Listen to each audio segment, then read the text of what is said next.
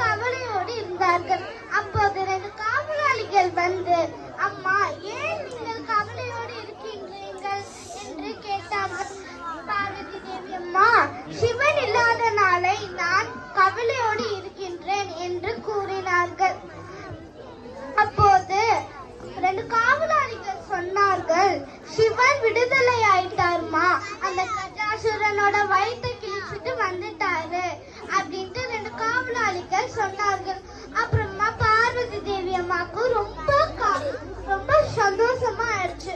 அப்புறமா பார்வதி தேவி அம்மா, சிவன் இல்லாம நம்ம அலங்கரிக்கே பார்க்கட்டுமே அப்படின்ட்டு சலங்கை மாவு ரெடி பண்ணாங்க. அதை வச்சு ஒரு பொம்மை செஞ்சாங்க. அப்ப அதோட பேரு விநாயகர்னு வச்சாங்க.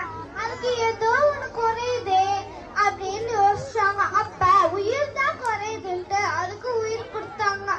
அப்புறமா விநாயகர் பேரிச்சாங்க. அப்ப விநாயகர், யார் என்ன படைச்ச நோக்கம் என்னன்னு கேட்டாங்க. அப்ப பார்வதி தேவி அம்மா, நான் தான் உன்னைய படைச்சேன்னு சொன்னாங்க. அப்ப விநாயகர் உடனே சொல்றாங்க, நீங்க தான் என்னோட அம்மா அப்படின்னு சொல்றாங்க. அப்புறம் பார்வதி தேவி அம்மா, கைலாய ஜீவன்கள் என்ன அம்மான்னு கூப்பிடுறதை விட நீ என்ன அம்மான்னு கூப்பிடுறது எனக்கு ரொம்ப சந்தோஷமா இருக்கு அப்படின்றாங்க. அப்புறமா விநாயகர் கேக்குறாரு, அம்மா, உங்களுக்கு மணி நான் என்ன வேலை செய்யணும் அப்படின்னு கேக்குறாங்க. அப்ப பார்வதி தேவி அம்மா சொல்றாங்க, உடனே அம்மாக்கு ஒரு வேலை செய்ய போறியாப்பா அப்படின்றாங்க. அப்ப விநாயகர் சொல்றான், அம்மாக்கு நல்லது கிட்ட பாக்குறது தானே பிள்ளையோட வேலை அப்படின்னு சொன்னாங்க. அப்ப பார்வதி தேவி அம்மா, வெளியில நின்று காவல்காரி யார் வந்தாலும் அப்படியே நிக்க சொல்ல அப்படின்றாங்க. அப்ப விநாயகரும் காவல் காக்க போல சிவன் அந்த சமயத்துல வந்தாரு. அப்ப எப்பவும் போல கைலாய உலகுக்குள்ள சிவன் நுழையும் போது விநாயகர், நில்லுங்க, பார்வதி தேவி அம்மா என்னை காவல் காக்க வச்சிருக்காங்க, யார் வந்தாலும் இங்கே நிக்க சொன்னாங்க அப்படின்னு சொன்னாரு விநாயகர்.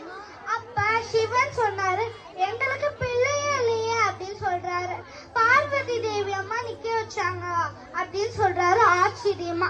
விநாயகரும், இப்ப நீங்க இங்கே நிக்கிறீங்களா, என் கையால அடி வாங்குறீங்களா அப்படின்னு கேக்குறாங்க.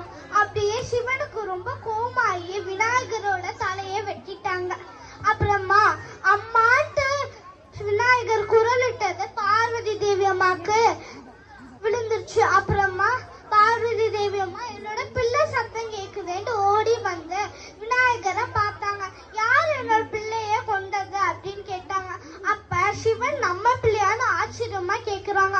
அப்புறமா, என் பிள்ளை இப்ப நீ கொடுக்கலன்னா நான் இந்த உலகத்தையே அழிச்சிருவேன் பார்வதி தேவி அம்மா சொல்றாங்க.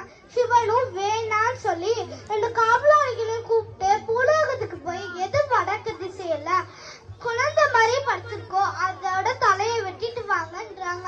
அப்ப 2 காவலாளிகளும் ஒரு யானை வடக்கு திசையில படுத்துருந்துச்சு, அதோட தலையை வெட்டிட்டு வந்தாங்க. அப்புறமா சிவன் கிட்ட கொடுத்தோடனே விநாயகருக்கு அந்த தலையை பொருத்தி யானை முகத்தானேன்னு உயிர் கொடுக்குறாங்க. விநாயகர், பார்வதி தேவி அம்மா, சிவன் சந்தோஷமா வாழ்